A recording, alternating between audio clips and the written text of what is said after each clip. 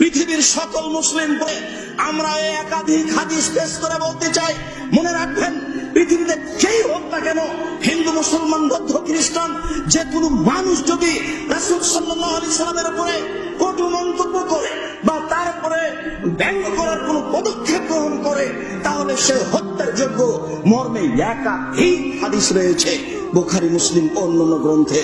অতএব পৃথিবীর সকল মুসলিমকে যেভাবে সম্ভব, অন্য বন্ধ করে হোক, বদদুয়া করে হোক, যেভাবে সম্ভব, আপনার বক্তব্য দিয়ে হোক, সমাবেশ করে হোক, যেভাবে সম্ভব তার বিরোধিতা করতে হবে। এটাই ঠিক। পৃথিবীর সকল মুসলিম সরকারকে এই সরকারের বিরুদ্ধে কটূক্তি করা, কটু মন্তব্য করা ব্যক্তির উপরে পদক্ষেপ নিতে হবে।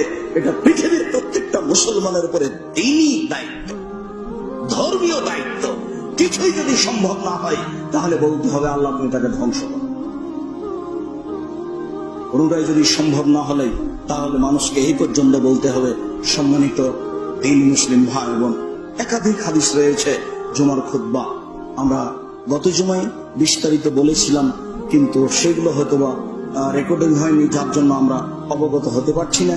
আমরা আজকের আলোচনায় আপনার কাছে যেটিকে পেশ করলাম, তাতে খুব অবগত হলাম যে মানুষ যদি রাসূল সাল্লাল্লাহু আলাইহি ওয়াসাল্লামের উপরে কটু মন্তব্য করে, তাহলে সে বেঁচে থাকার হক রাখে কিনা আমাদের কাছে খুব স্পষ্ট মর্মে আমরা সরকারের কাছে দাবি জানাবো। সম্ভব আমাদেরকে ততটুকু করে যাব। আমরা বলবো শেষ পর্যন্ত আল্লাহ তুমি এরকম মানুষকে ধ্বংস করো। আমাদের একটা পথ তো আছে, আমরা তো মুখে বলতে পারি। রাসূল সাল্লাল্লাহু আলাইহি ওয়াসাল্লাম যে জিনিসটা পাবেন নিশ্চিত, সেই জিনিসটার ব্যাপারে সারা পৃথিবীর মানুষকে দোয়া করতে বলছে। তা আমরা এটা তো একটা দ্বীনি জিম্মেদারি মর্মে এরকম লোকের ধ্বংস কামনা করা আমাদের জন্য জরুরি।